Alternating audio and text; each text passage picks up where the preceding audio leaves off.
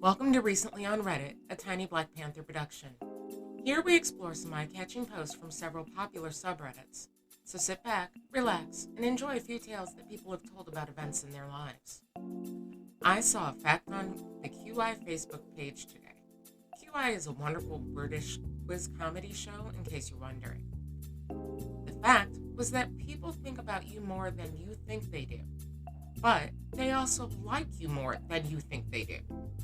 I'm not certain how much I believe it, but I totally want to and thought I would share it with all of you.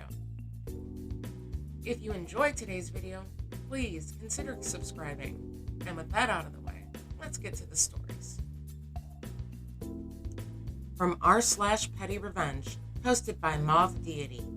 Ooh, flashy. This is quite a while ago, but still amuses me. It was late on a Friday night, and I was driving over to my dad's place, which was a good 90-minute drive. Even this late in the evening. I was taking it easy because I had just driven a company car from Shepherd's Bush to Oxford, and then had another long drive out there.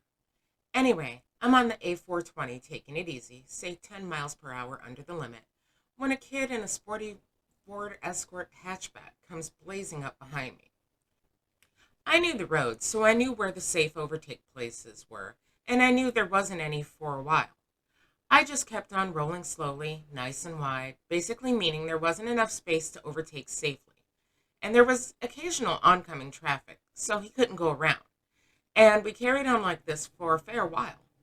The kid behind me gets more and more annoyed with the old guy in his old car. It wasn't. And begins flashing his lights at me, bipping his horn and so on. Nothing phases me. I'm having an easy time of it. Eventually, he just sticks his main beams and driving lights on behind me, filling up my mirrors with light, making it harder to see, and so I slow down like a responsible driver. I'm pretty sure he had his window down at this point, shaking his fist at me. Eventually, I realize he's behind me, and the first convenient overtake spot, I pull over to the left and flash a left indicator sign. He goes barnstorming past me on full throttle, finger in the air, and all sorts.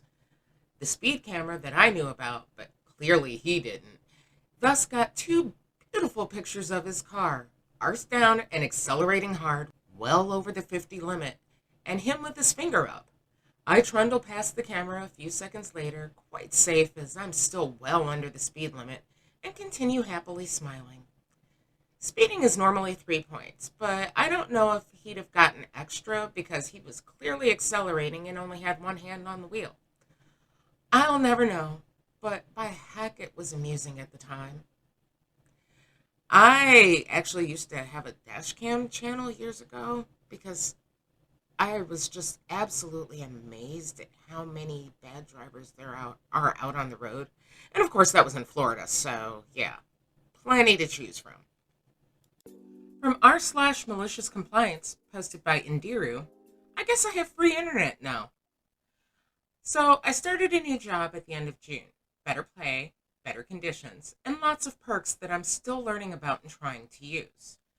About a month after starting, I got called by my internet provider saying that my plan finished, and so the price is increasing.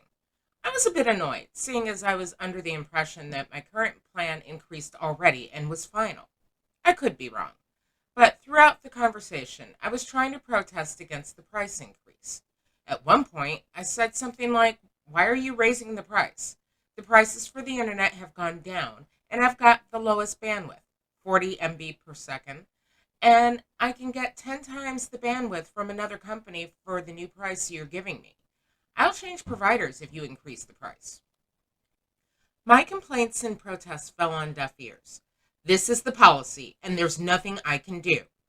They also said that these charges are final. Please don't call us about the charges again. I was planning on switching providers and starting looking into prices, but I was very busy at my new job and kept putting it off. At one point, I'd learned that one of our perks, since we worked mostly from home, was to get a refund for our internet bills. Great, at least I won't be coming out of my pocket, I thought. It was retroactive from my start date, so I looked in my email for the receipts, and the last one was for July, billed in August. But at this point, it was already mid-September, and I wasn't charged for August. That's weird. I thought to myself, and decided to keep an eye on it. It's now November, and I still haven't been charged since August. I was worried that I might get disconnected, but at some point I mentioned this to a friend who said the same thing happened to him with the same provider, and that he had free internet for a year and a half until he moved and called to have his new apartment connected. They said they couldn't find him in the system, and he joined as a new member. I was going to call them and tell them about this, and ask to join a new plan, maybe cheaper. But then I remembered how they said that the new charges were final, and I shouldn't call them about the charges anymore. Fine by me. So I was only charged once at the higher price, and I got that refunded. I guess I have free internet now. Wow. I wish that my internet provider was kind of that lackadaisical too, because I could definitely stand to have free internet. That bill is outrageous. From r/Tales from Tech Support, posted by Outsiders. Saved to local machine. Fresh from today, it has not been a good day. Although long out of IT, you get known as the bloke who knows about computers, and I'm used to it. Mostly. A colleague came to my desk. We'll call her Fran to protect the guilty. Background. We have a program we use where we can access a server with files on it. If you save the files locally, you're damned. Sadly, you need management access to see where the file is saved to prevent people from changing files down the line. You're IT people. I obviously don't need to explain further. Fran, I've lost some scanning. I can view it on Program X, but no one else has access to it. Me. Right, I'll need to come to your machine to find them. The files were nowhere to be found on the local machine.